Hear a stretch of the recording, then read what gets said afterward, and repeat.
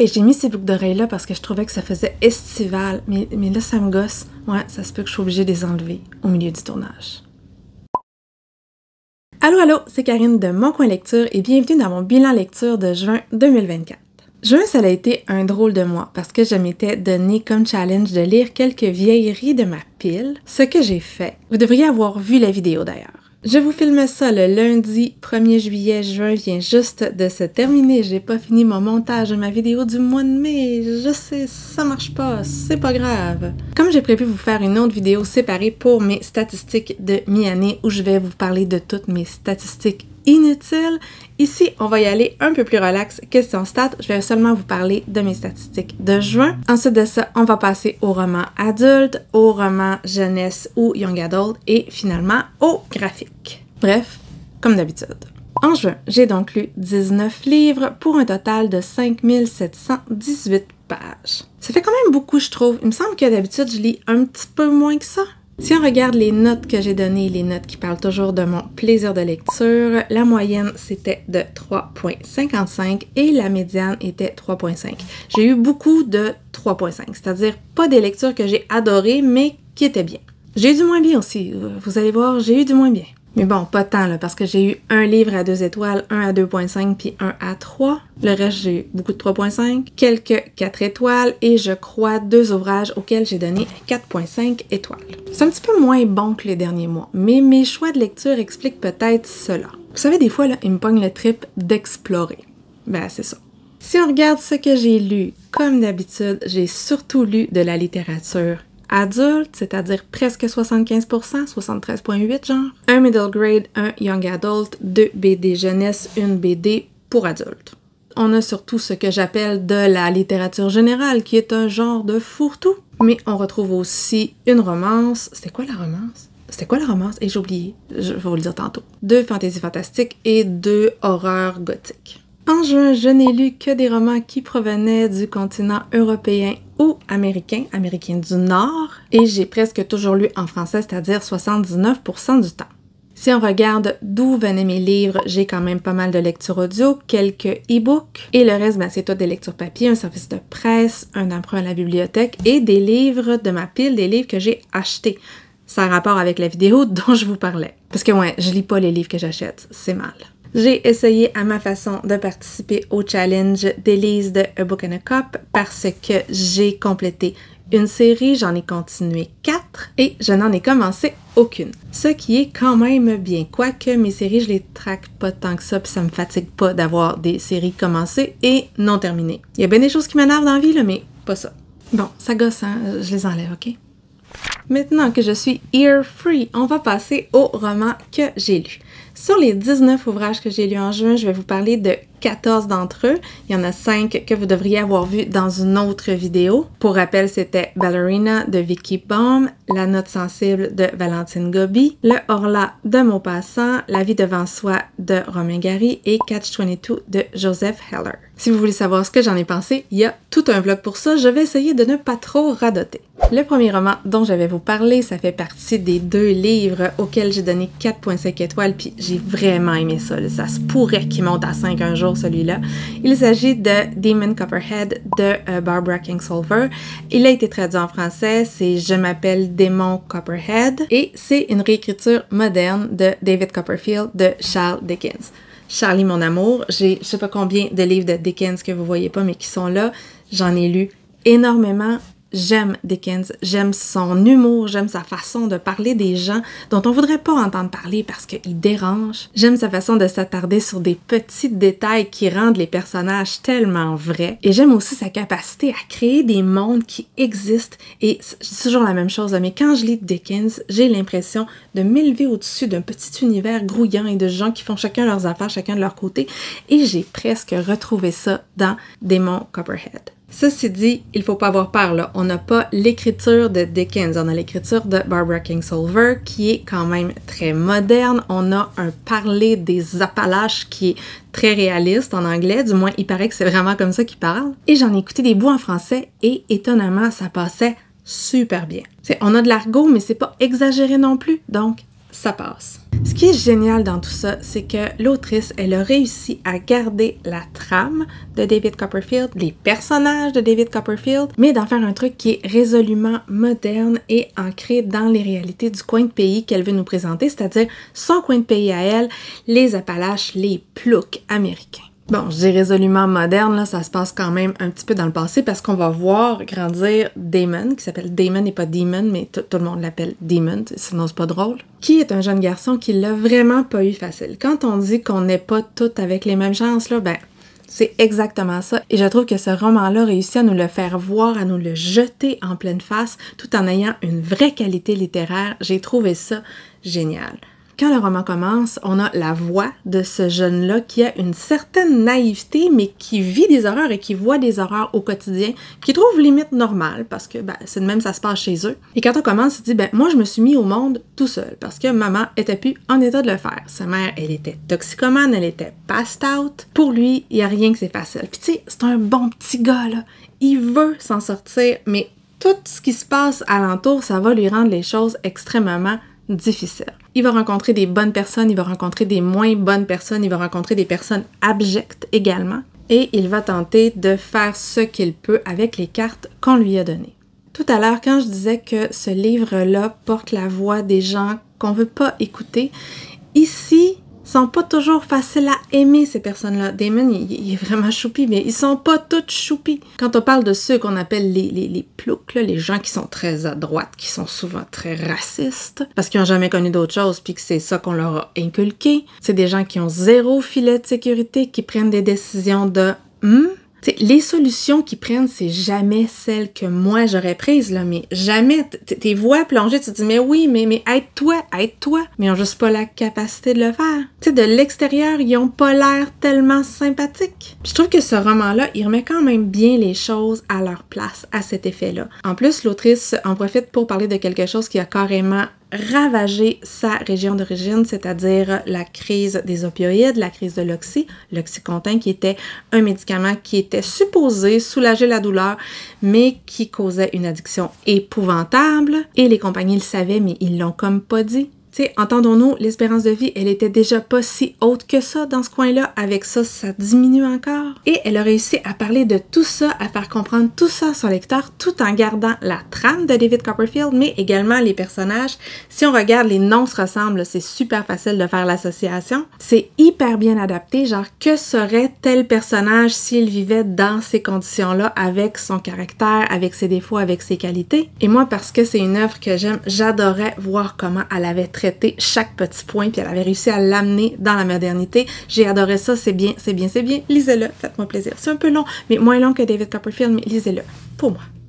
Ensuite, en début d'année, j'avais demandé à plusieurs personnes de me suggérer des romans. Vous savez, 12 en 12, là, 12 romans pour 12 mois. Mon col, il est étonnant. Et le prochain livre, c'est un livre qui m'avait été suggéré par, je pense, 4 personnes différentes, là. Il fallait que j'essaie, même si à la base, c'est pas tant mon genre. J'avais tellement entendu d'avis dithyrambiques que je me suis dit, ça vaut la peine de tenter le coup parce que s'il y a un roman d'amour que je peux aimer, ça peut peut-être être celui-là. Il s'agit de Flora en éclats de Stéphanie Parent.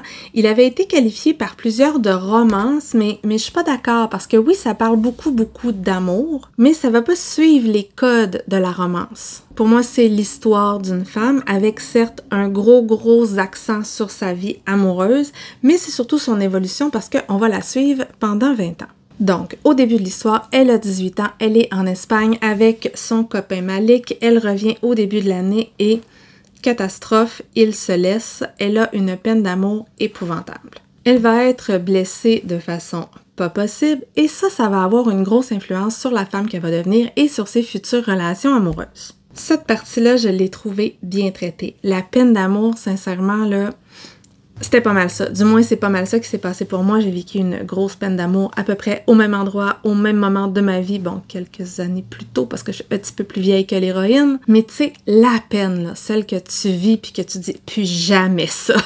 Fait que veux pas, je me suis reconnue. Vous savez, j'ai rien à reprocher à ce roman-là. C'est bien écrit, c'est fluide, c'est facile à lire. Je trouve que le personnage est bien développé. Je me suis zéro ennuyée, je voulais savoir ce qui allait arriver à Flora. Puis oui, ça parle d'amour, mais ça parle aussi d'amitié, de deuil, de filiation, d'anxiété et également d'évolution en tant que personne.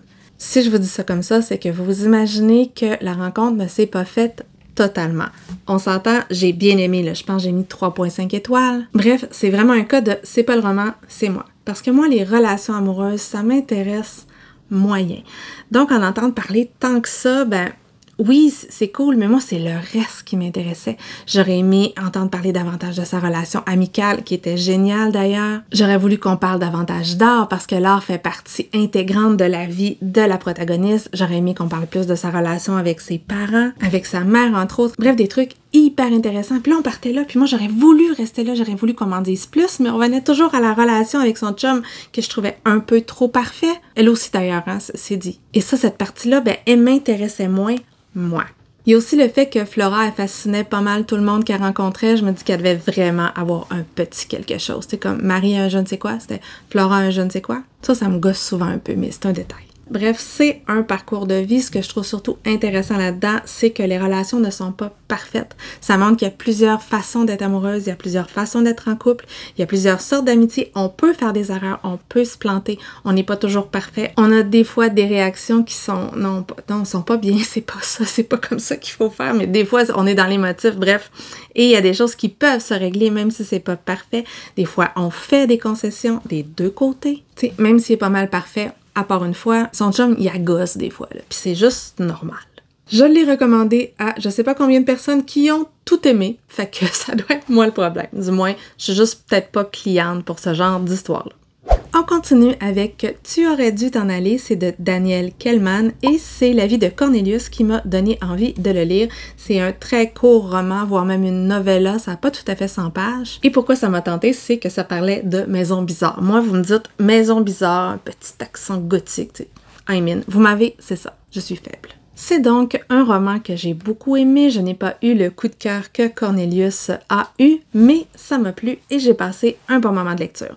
On est avec un scénariste, il est en mal d'inspiration et il trouve une espèce d'aubaine sur les petites annonces sur Airbnb, je pense. Et il s'en va dans une retraite avec sa femme et sa fille pour écrire. Dans le fond, il leur vend ça comme des vacances, mais lui, ce qu'il veut, c'est écrire son truc. Sauf que rapidement, on se rend compte qu'il se passe des choses étranges dans cette maison, des reflets, ils sentent une genre de présence. Bref, ça va pas. Puis en plus, le couple, il se parle pas tant. Tu sais, ça aide pas à mettre le doigt sur le problème.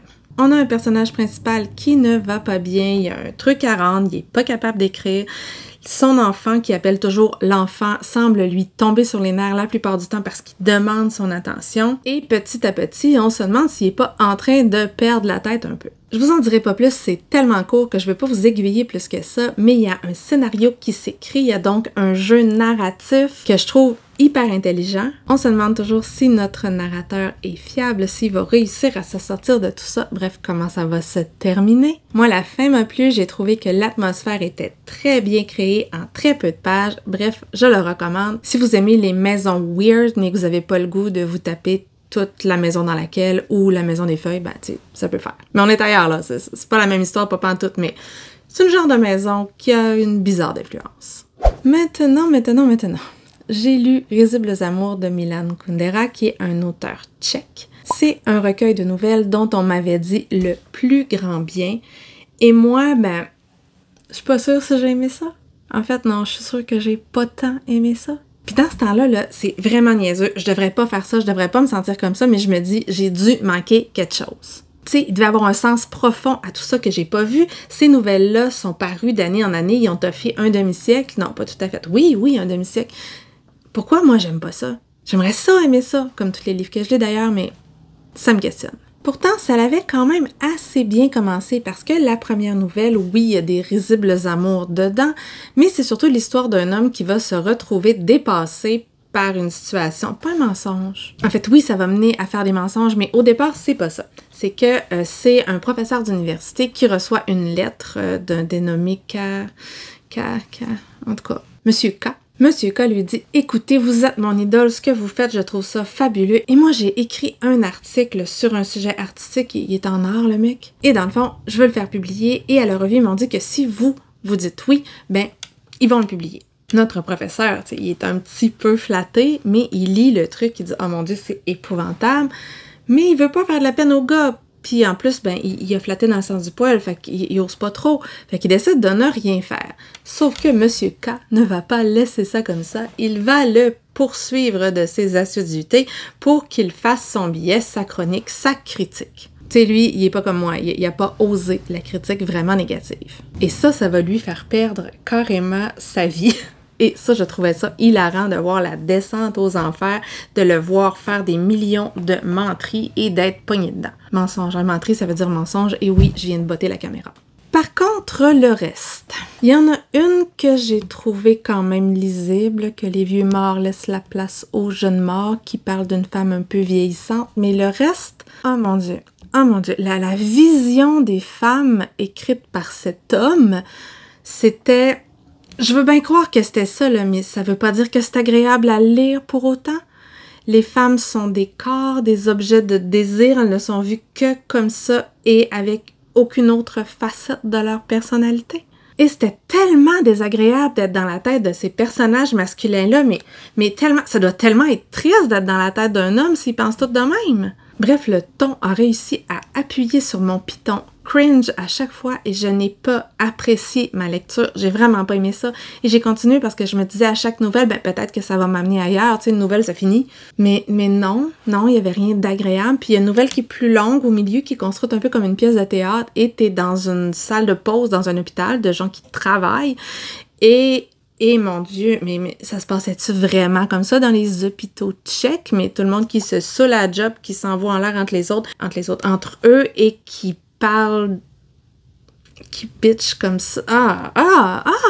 Bref, j'ai pas eu de fun, puis j'ai tellement pas eu de fun que ça m'a empêché d'analyser plus loin. Ceux qui l'ont lu, ceux qui ont aimé, dites-moi ce que j'ai manqué, là.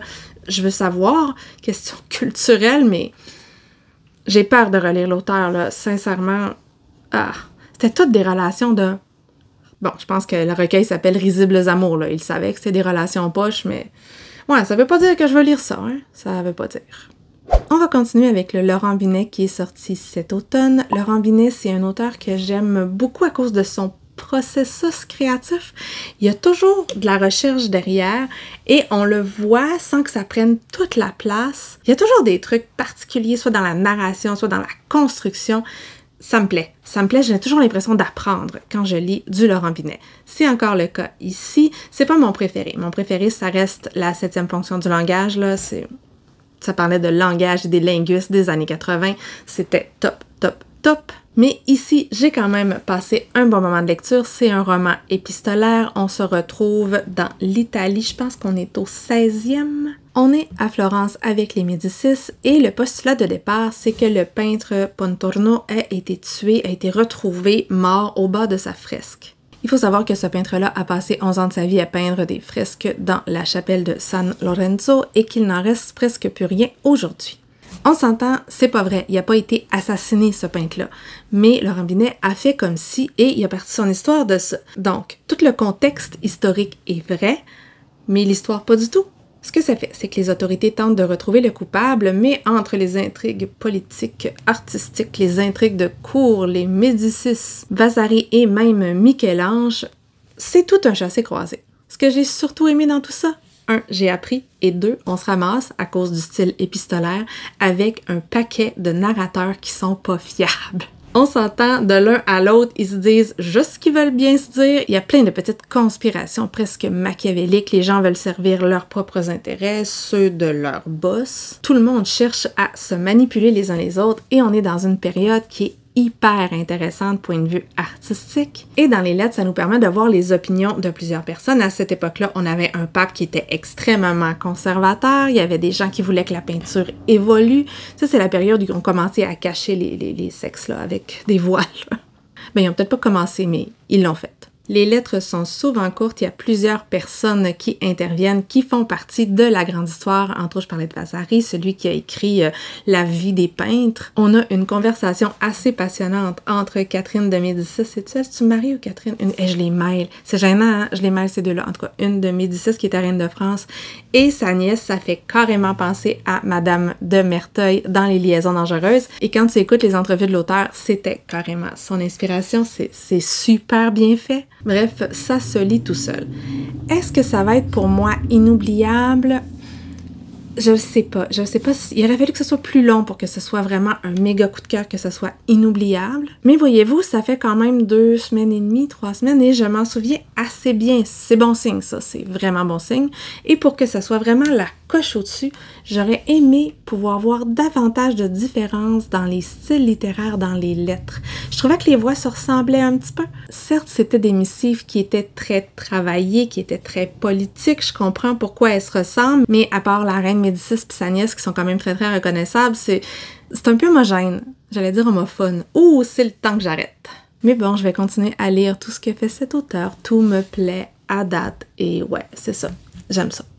On va continuer avec Psychopompe, qui est le dernier, Amélie Nothomb. Moi, Amélie Nothomb, c'est une autrice que j'aime. J'aime pas tout ce qu'elle fait, mais je l'aime en tant que personnage. J'aime le personnage qu'elle s'est créé dans ses romans également, et j'aime donc entendre parler de ce personnage-là. Et pour apprécier Psychopompe, je pense qu'il faut être dans cet état-là, parce que ça plaira clairement pas à tout le monde. En fait, c'est super difficile de vous dire de quoi ça parle, parce que Amélie écrit sur Amélie. Amélie fait un essai sur elle-même. Et sur la 4e de couverture, ce qu'on voit, c'est écrire, c'est voler. Donc, ça va parler de l'écriture. Et ça commence avec la passion d'Amélie Nothomb pour les oiseaux qui, eux, peuvent voler et elle ne peut pas. En fait, non, ça commence pas comme ça. Ça commence avec un conte qui implique des oiseaux. On va donc la suivre dans son enfance qui a été particulière. Elle est baladée d'ambassade en ambassade et on la voit qui essaie de trouver sa liberté à elle, qu'elle va probablement trouver à travers l'écriture et elle va réussir à sublimer certains actes qui ont été extrêmement difficiles et qui ne sont carrément pas acceptables. Contrairement à d'autres, moi, la dernière partie où elle parle du psychopompe, du passeur, de sa relation avec son père, de ce qui s'est passé à la mort de son père. Son père est décédé pendant la pandémie. Moi, j'ai trouvé ça touchant, j'ai trouvé ça émouvant. Est-ce qu'on est obligé d'y croire? Mais non, on n'est pas obligé d'y croire. Mais si elle y croit, ben, comme tant mieux, c'est le fun de voir une autre façon de penser. Mais malgré tout, j'ai l'impression qu'elle est très très lucide par rapport à elle-même. Moi, j'aime sa plume, j'aime la voix de l'autrice, donc oui, je vais continuer à la lire, à être plus ou moins touchée par ses récits.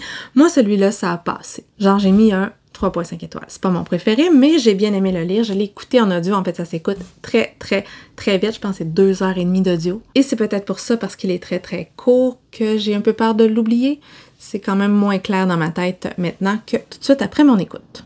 On continue avec Niré, qui est le 4e tome de la série Une clochette sans battant d'Aki Shimazaki. Ce cycle-là nous fait rencontrer une famille, les parents et les 3 enfants. Chacun a un destin particulier, mais c'est surtout la maman qui perd la mémoire après avoir été une femme intelligente toute sa vie. Et comme toujours dans les cycles, on va voir les événements avec le regard de différentes personnes qui tournent autour. Dans ce tome 4, c'est le personnage de Nobuki qui est le fils, le 3e, celui qui va transmettre le nom, qui a le poids de transmettre le nom de famille. Depuis quelque temps, sa mère ne le reconnaît plus et il va trouver son journal intime, celui dans lequel elle a commencé à écrire quand elle a réalisé qu'elle l'oubliait. Soyons clairs, la plupart du temps, j'aime les romans d'Aki Shimazaki.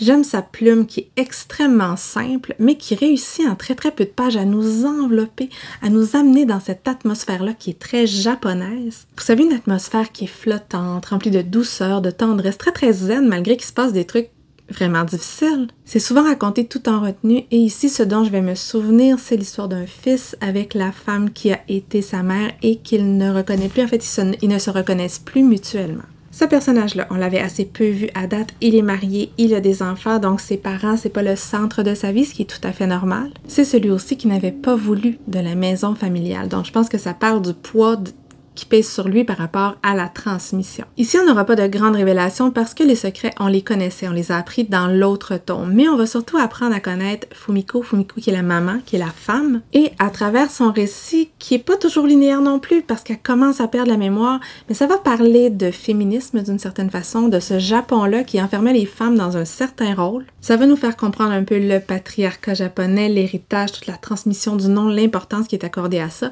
et bien entendu, ça parle de la mémoire qui s'envole, de l'importance du moment présent et de ce que les relations sont maintenant. Ok, il y a des coïncidences qui sont un petit peu faciles, mais je lui pardonne, ça me dérange pas. J'ai beaucoup aimé la relation mère-fils. Mon tome préféré, ça reste le tome 2, où on avait le père et la mère qui vivaient ensemble. Celui qui parle de mémoire, en fait. Je pense que le thème de la mémoire me plaît. En fait, me fait peur, mais me plaît également. Et je vais lire le tome 5 rapidement parce que je suis dedans et parce que j'aime ça. Et ouais, je vais continuer à la lire. On y va maintenant avec le roman d'Isoline que j'ai terminé hier. J'ai pas encore écrit mon billet parce que je sais pas comment je vais en parler. J'ai essayé d'en discuter avec Maps et Sylvain hier, puis dans le fond, ils disaient que j'étais tout sauf cohérente parce qu'ils m'écoutaient, puis il y avait des points d'interrogation dans les yeux, là, puis ils l'avaient lu. Imaginez. Je vais essayer d'être un petit peu plus claire ou pas. Parce que c'est dur d'être clair à propos de ça. C'est dur, c'est un objet littéraire particulier, on va dire. C'est donc un texte de David Turgeon, un texte que j'ai refermé en me disant « Il faut que j'en parle, il faut que j'en parle, j'ai besoin d'en discuter. » Et ça, quand un livre me fait ça, là, c'est vraiment bon signe. Ça montre qu'il y a plein de portes qui se sont ouvertes, que je sais pas comment tout relier, qu'il y a des choses qu'on peut creuser, qu'il y a plusieurs interprétations possibles. J'aime ça, j'aime ça, j'aime ça quand ça fait ça. Je trouve que c'était fait de façon très intelligente, ça pose énormément de questions, mais je vais vous dire un peu de quoi ça parle. Isoline, c'est la protagoniste, c'est celle qui nous parle au jeu dans ce texte-là et qui nous raconte son histoire. Mais quelle histoire? Son histoire commence au premier suicide de Paula Call, une autrice qu'elle n'aime pas tant. En fait, elle la trouve passée date, elle la trouve maniérée dans son style. Mais par un concours de circonstances, elle va débarquer chez elle et elle va la trouver en sang dans son bain et elle l'empêche de mourir. Et bon, en tout cas, l'histoire découle de ça. Elles vont se rencontrer sans vraiment se connaître et j'ai parlé d'un premier suicide, c'est parce qu'il y en a un deuxième puis celui-là, il marche. Et à ce moment-là, elle va se retrouver dans un tourbillon où elle va devoir réécrire les inédits de cette autrice-là. Et à partir de là, ça dérape. Ça dérape parce qu'elle entend une voix, ça dérape parce que tout ce à quoi elle croyait, on dirait qu'elle l'abandonne. En fait, parfois, on a l'impression qu'elle va oublier tout l'extérieur pour se concentrer sur ce dialogue intérieur ou pas. Bref, sur l'écriture. Le texte est en lui-même très particulier, il n'y a pas de points là-dedans, mais c'est hyper facile à lire. Je sais pas si vous voyez, là, il y a beaucoup de retours à la ligne, il y a plein de virgules, mais il n'y a pas de points. Et ça, ben, quand on lit, on réalise que c'est un petit peu le style de l'autrice dont elle parle. Ouais, c'est important. Bref, il y a un vrai glissement, le glissement d'Isoline, qui était une fille un petit peu bohème, un peu irresponsable, beaucoup irresponsable, vers un autre personnage. Et ça permet de questionner beaucoup de choses. Bien entendu, on a une critique du monde de l'édition dans tout ça, c'est dur de passer à côté. C'est pas in your face, mais presque, mais en tout cas, vous allez voir. Et on va voir notre protagoniste principale changer selon son statut social. Bref, elle est qui Isoline dans tout ça? Plusieurs moments, elle nous dit « Oh, il y a des choses que mon père sait pas, je donne un front, puis... » On le sait pas tant non plus. Qu'est-ce qui est authentique? Qu'est-ce qui l'est pas? Qu'est-ce qui est de la copie? Qu'est-ce qui est de l'inspiration? Ça soulève énormément de thèmes, énormément de questionnements. On lit ça puis on se dit mais je lis quoi là? Qu'est-ce que je suis en train de lire là? Ça m'amène où? Moi, j'ai trouvé ça assez jubilatoire de suivre le fil des pensées de cet auteur-là qui nous amène un peu partout. Et pourtant, c'est facile à lire. Je l'ai lu en une après-midi. Tu sais, il n'y a pas de chapitre. Habituellement, je jaillis ça. Il n'y a pas de point. Habituellement, je jaillis ça. Mais là, j'ai lu en une après-midi. J'étais pas capable d'arrêter. J'avais l'impression de voguer sur un flux de pensées. Donc, ça m'a vraiment plu. J'ai trouvé ça bien fait. J'ai trouvé ça hyper méta. Tu sais, quand on parle d'écriture, de création littéraire, qu'est-ce qu'un texte? Moi, j'aime toujours ça quand on parle du langage aussi. Et maintenant, mais j'aimerais ça que tout le monde le lise parce que j'aimerais ça en parler avec beaucoup d'autres personnes et j'aimerais ça trouver quelqu'un qui aime pas ça pour qu'il m'explique pourquoi il aime pas ça. J'aime ça des fois, confronter mes avis, je pense que je l'ai dit souvent. Parce que je suis pas sûre que ça va plaire à tout le monde, mais c'est un roman qui a été publié en 2024 et j'espère que plein de gens vont le lire dans le cadre du gala du roman québécois pour justement confronter nos opinions. Ça m'a beaucoup plu. Une chose dans tout ça qui m'a questionnée, c'est écrit en écriture inclusive tout le long. Moi, je suis pas habituée, ok, je suis pas contre le truc, mais je suis pas habituée. Traitez-moi de vieille réac si vous voulez, puis vous aurez probablement raison, mais je trouve que des fois, ça alourdit le texte. Par contre, on s'habitue. rapidement, on s'habitue, mais des fois, quand il y a comme 4 trucs par phrase, ça devient un petit peu lourd. Et on a un personnage principal pour qui c'est hyper important. Elle corrige toujours les gens, même à l'oral, même quand ça se dit de la même façon. Et moi, ma question dans tout ça, c'est, l'auteur, c'est un homme. Il y en a pas beaucoup des hommes qui sont très, très militants pour l'écriture inclusive. Est-ce que c'est un militantisme pour ça ou est-ce qu'il s'en moque? Je me le demande pour vrai. Donc, ceux qui connaissent les opinions de l'auteur à ce sujet-là, dites-moi, je suis curieuse. Avant de passer à la littérature Young Adult ou jeunesse, je vais vous parler du tome 2 de la série Letters of Enchantment de Rebecca Ross parce que, à certains endroits, il est considéré comme Young Adult ou New Adult. Puis, j'étais assez d'accord, ça pourrait être un peu des deux. Ouais, ça pourrait. Le premier tome, qui s'appelait Divine Rivals, a récemment été publié en français. Il y a une édition collector qui est tellement belle, là. Elle est plus belle que toutes les miennes que j'ai en anglais parce que oui, j'en ai 2, mais vraiment, la VF est d'une beauté folle. Dans quoi on est? On est dans de la romantasy. Oui, moi, j'ai lu et bien aimé de la romantasy. La preuve que ça se peut quand c'est bien écrit. Parce que ce que j'aime surtout dans cette duologie-là, c'est une duologie, d'abord, c'est pas interminable, c'est la plume, c'est très bien écrit, vraiment, c'est imagé, c'est poétique sans être lourd. L'action avance assez vite, on est rarement pris dans des malentendus interminables qui ne finissent plus de finir, puis tu dis, voyons, parlez-vous, ça arrive pas tant, là. J'avoue, dans ce tome-là, ça va peut-être un peu trop vite des fois. Je vous en dirai pas tant parce que je voudrais pas spoiler le tome 1. Je vous dirais que j'ai quand même un petit peu moins aimé celui-là que le premier. C'était bien, mais j'aimais mieux le premier. Oui, il y a des grandes déclarations d'amour remplies de superlatifs, mais on dirait que quand on est dans un contexte de guerre, genre qu'on peut mourir le lendemain, on se dit, il faut que je dise vraiment tout ce qu'il y a dans mon cœur. Et c'est intense. Et avec moi, ça passe. Bref, on y est, dans cette atmosphère guerrière-là, qui n'est pas romantique pour autant. Pas vraiment. Parce que, ouais, il y a des gens qui meurent quand même. Si vous voulez en savoir plus sur la série, vous pouvez aller voir mon avis sur le tome 1, soit sur le blog, sur Insta, où je crois que j'en parle dans ma vidéo où je lis les favoris des booktubers québécois. C'est Sous le ciel qui me l'avait recommandé. Mais en gros, notre personnage principal s'appelle Iris. Son frère est parti à la guerre parce qu'elle vit dans un monde en guerre. Un monde de fantaisie, mais on n'en apprendra pas tant que ça. On sait qu'il y a eu des dieux qui se battent les uns contre les autres et qui font se battre les humains pour eux. Elle est donc pratiquement toute seule, elle veut devenir journaliste et elle veut le poste de columniste, bref, une journaliste qui écrit pas juste des potins. Le seul problème, c'est qu'il y a quelqu'un d'autre qui veut ce poste-là, un gosse de riche qui est arrogant, qui est trop beau pour être vrai, mais ce qu'elle ne sait pas, c'est que ce mec est également celui avec qui elle échange des lettres par porte de garde-robe interposée à cause de la magie de cet univers-là. Il n'y a pas tant de magie, là, on s'entend, c'est pas hyper magique, mais il y en a un petit peu. Bien entendu, comme c'est la guerre, ils vont être pris dans ce tourbillon-là et je vous laisse aller voir de quoi ça parle. Mais on est vraiment dans un roman de guerre avec un peu de fantastique et de l'amour, beaucoup d'amour quand même. Mais c'est bien, ça me plaît. Bon, je viens de réaliser que je me suis trompée. En fait, Ruthless Vow, je l'avais mis en jeunesse. Excusez, je me suis trompée. L'autre roman qui vient d'une box que j'ai lu qui s'appelle A Diary of Blood, qui m'avait également été suggéré par Mamaki de Sous le ciel, ça c'est plus de l'adulte. Il est beau, hein? Full beau. De quoi ça parle? C'est donc une confession, la confession de Constanta, qui a été sauvée par un mystérieux personnage. Elle était sur le point de mourir et lui, il décide de lui sauver la vie. Elle lui doit tout. C'est un être sombre, c'est un être dangereux, elle va s'éveiller à la vie éternelle et à leur petite famille vont s'ajouter 2 personnages, une noble espagnole et un artiste russe à travers des années. C'est pas chic. Si on y va globalement, bien qu'il ne soit jamais nommé, c'est une réécriture des fiancés de Dracula. Une réécriture qu'on pourrait qualifier de queer, même si c'est vraiment étranger, souvent malsain. Ce qu'il faut savoir, c'est que je l'ai vraiment lu à cause de Mamaki, parce que j'ai passé mon trip vampire, là quoi, 15 ans, non, 10 ans. Et pour que je relise un truc comme ça, il fallait vraiment que j'aie une bonne raison. Est-ce que j'ai aimé ça? Oui, j'ai aimé ça. C'est un roman qui est court, ça prend la forme d'une longue lettre, comme je vous disais, d'une confession, parce que dès le début, on sait que le mystérieux mec, Dracula, est mort et il est mort par la main de Constanta. Elle s'adresse à lui à la 2e personne et on a une plume, mais une plume que j'ai trouvée tellement parfaite pour le thème, pour créer l'atmosphère qu'il fallait. Genre, on se croirait dans une atmosphère un peu de rouge et d'or, un peu comme dans le film de Coppola. Des fois dans Van Helsing aussi. Et moi, je les voyais se peindre devant mes yeux, là, les images somptueuses et sirupeuses. C'était poétique, c'était imagé, c'était riche.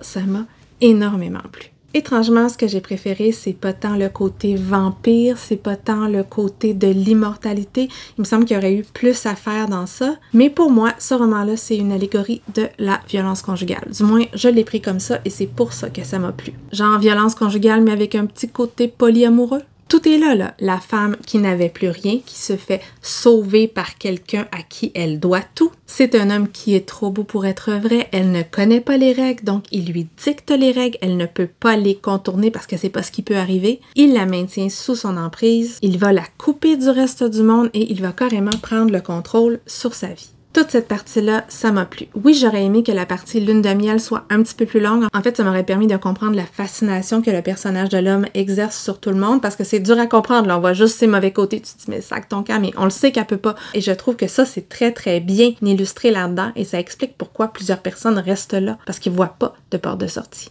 En fait, j'aurais aimé un roman plus long. J'aurais aimé pouvoir voir se développer davantage les individualités des personnages. Tu sais, ils viennent d'un peu partout dans le monde, mais ils apportent très très peu de leur culture. Ça m'aurait plu. Mais de l'autre côté, le vampire originel, il les dépouille un peu de cette individualité-là. Il les empêche d'être ce qu'ils sont, donc ça se comprend. Et nous, comme lecteurs, on va réaliser petit à petit ce qui est arrivé et comment ils ont pu en arriver au point de non-retour. Certes, il y a des moments cringe, c'est-à-dire que les deux femmes s'appellent Sister entre elles et les Sisters font toutes sortes de choses.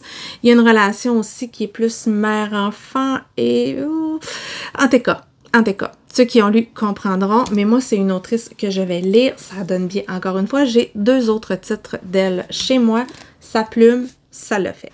On va maintenant passer en vraie jeunesse avec Skandar et le Cavalier Fantôme, qui est le tome 2 de la série Skandar. C'est une série middle grade qui est très très jeunesse. Moi, elle me plaît bien. Ça se lit tout seul et veut pas, moi je suis très très intéressée à ces personnages-là et à leurs aventures qui sont totalement non crédibles.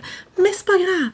Piqûre de rappel, on est dans un monde où les licornes existent et les licornes sont pas nécessairement les chantilly bêtes avec des petits papillons là, non, il faut les dompter puis elles peuvent vous tuer les licornes. Et l'événement de l'année dans ce monde-là, c'est des courses de licornes avec des pouvoirs et tout ça. Quand ils arrivent à un certain âge, les jeunes vont pouvoir passer un examen pour être acceptés sur l'île où sont les licornes pour pouvoir apprendre, entrer dans cette école-là et participer un jour à la course. On va s'entendre là? Pourquoi ils se battent entre licornes et cavaliers? Pourquoi c'est si important? Je n'ai pas encore compris. Mais je m'en fiche un petit peu parce que c'est extrêmement divertissant. Dans la série, on suit Skandar, qui est un jeune garçon qui va être appelé sur l'île, mais vous allez voir comment ça se passe dans le tome 1. Sa sœur, qui s'était entraînée toute sa vie pour l'examen, n'a pas été acceptée et elle trouve ça hyper difficile. Donc, on a ses relations familiales de loin parce qu'il est sur une île puis il voit pas vraiment souvent sa famille et ses relations avec ses amis, sa found family, c'est-à-dire son groupe, c'est un groupe de 4, là, parce que les licornes, c'est avec les éléments, en tout cas, tout un truc. Dans ce tome-là, il est en 2e année. On a découvert des trucs l'an dernier à son sujet, des trucs que je ne vous révélerai pas, mais clairement, ça fait pas plaisir à tout le monde, voire même que ça fait peur. Bon, ça fait peur à tel point qu'il est carrément au banc de la société, même que ça commence à faire des vagues dans son petit groupe d'amis. Et en plus, il y a des licornes sauvages qui vont commencer à mourir. Qui va-t-on accuser, vous pensez? Qui sait que ça serait pratique d'accuser? Bien entendu, ils vont essayer de résoudre le mystère. Ils ont des missions improbables et impossibles. Ils vont se garrocher dedans tête première. Tu sais, Skandar, il a le don pour se mettre dans le trou puis pour être tout le temps en danger, là, c'est impressionnant. Mais dans ce tome-là, ce qui est intéressant, c'est que ça traite aussi des relations frères-sœurs, parce que Kenna, sa sœur, on la voit davantage. Et on voit aussi un jeune garçon tenter de comprendre qui il est, tenter d'accepter qui il est. Et même les gens de son petit groupe d'amis, on les voit se développer, trouver leur personnalité, trouver ce qu'ils veulent faire, découvrir qui ils sont à l'extérieur de leur petit quatuor, donc c'est chouette. C'est pas un gros coup de cœur pour moi, là. C'est pas un univers dans lequel je me plonge, dans lequel je suis immergée. Je trouve ça chouette le temps de ma lecture. Je pense que ça peut plaire à des jeunes parce que, comme je vous dis, c'est hautement distrayant. Ce sont des folles missions et tout ce qui peut faire lire les jeunes, je suis pour. Maintenant, les graphiques. J'en ai lu 3, une bande dessinée adulte et 2 bandes dessinées jeunesse de la même série. Ça devrait aller rapidement, inquiétez-vous pas, on achève. J'ai donc lu La Petite Lumière, c'est de Grégory Panaccione d'après le roman d'Antonio Moresco que je n'ai pas lu et que j'ai prononcé avec un accent espagnol. Hein. Ouais, peut-être. Expliquez-moi c'est quoi la différence entre l'accent espagnol et l'accent italien? Tu sais, Nono, il veut savoir. C'est cette bande dessinée-là qui a gagné le prix des libraires du Québec cette année. Je suis très d'accord avec leur choix. C'est une très belle lecture. Les images sont trop belles. Je vous montre. On est comme ça ici, dans des tons différents. Et ça nous raconte l'histoire d'un vieil homme qui décide de devenir un petit peu ermite. Il vit tout seul, isolé, dans un petit village qui a été abandonné. Pourquoi? On le sait pas vraiment. Est-ce qu'il est en train de tenter d'expier quelque chose? Est-ce qu'il a voulu seulement se retirer de la société parce qu'il en avait plein son casse? Peut-être, on sait pas.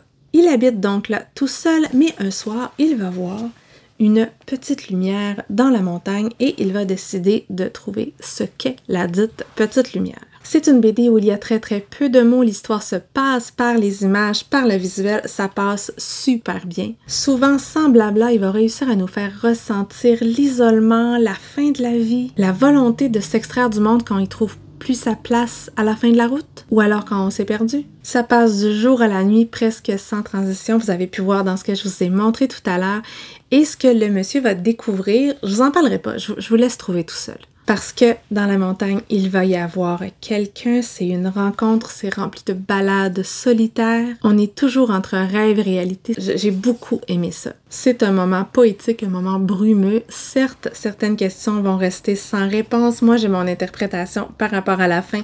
C'est pas tout le monde qui a la même. Si vous tombez dessus, empruntez-le à la bibliothèque. C'est très beau. J'ai adoré. C'est excellent. Et finalement, j'ai lu 2 tomes des Sœurs Grémillet, qui est une série jeunesse que j'aime beaucoup parce que les images sont tellement belles. La lumière là-dedans, c'est...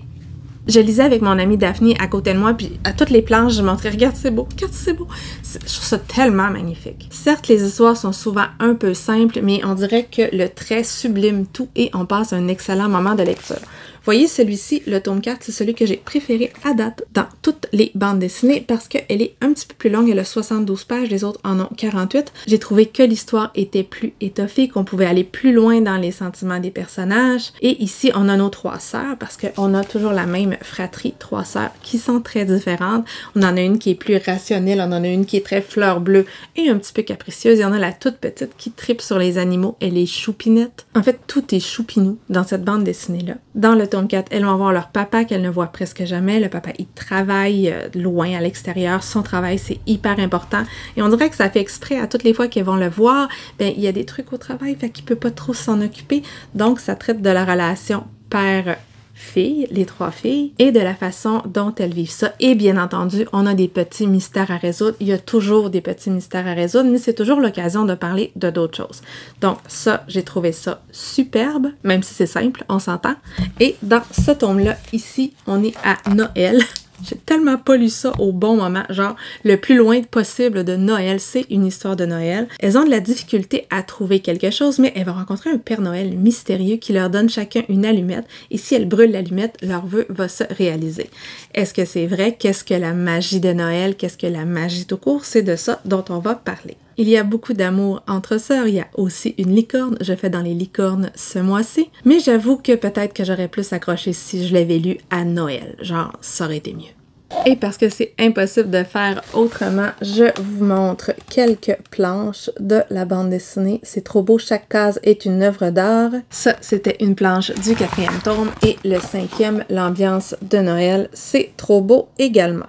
Alors voilà, ça fait le tour pour mes lectures de juin. Si la tendance se maintient, vous devriez voir cette vidéo-là au mois de septembre ou octobre. Parce que si vraiment je poste mes bilans lecture à date, ben on dirait que je poste juste ça puis je me tanne. Puis c'est encore pire depuis que j'ai décidé de publier aux 2 semaines. Bref, je m'égare encore une fois, ça fait vraiment longtemps que je filme. Si vous êtes un habitué de ma chaîne, vous savez que ce que je préfère, ce sont les commentaires. J'aime discuter de livres. Est-ce qu'il y a des choses là-dedans que vous avez lues? Est-ce que votre avis est différent du mien? J'aime toujours confronter les avis, donc n'hésitez pas. Est-ce que je vous ai donné le goût de lire certains ouvrages? Si vous êtes encore ici, vous pouvez faire un petit emoji melon d'eau en l'honneur de mes boucles d'oreilles un peu trop voyantes. Vous pouvez également liker la vidéo si vous l'avez appréciée. Vous pouvez la partager ou, soyons fous, vous abonner à ma chaîne si mon contenu vous intéresse.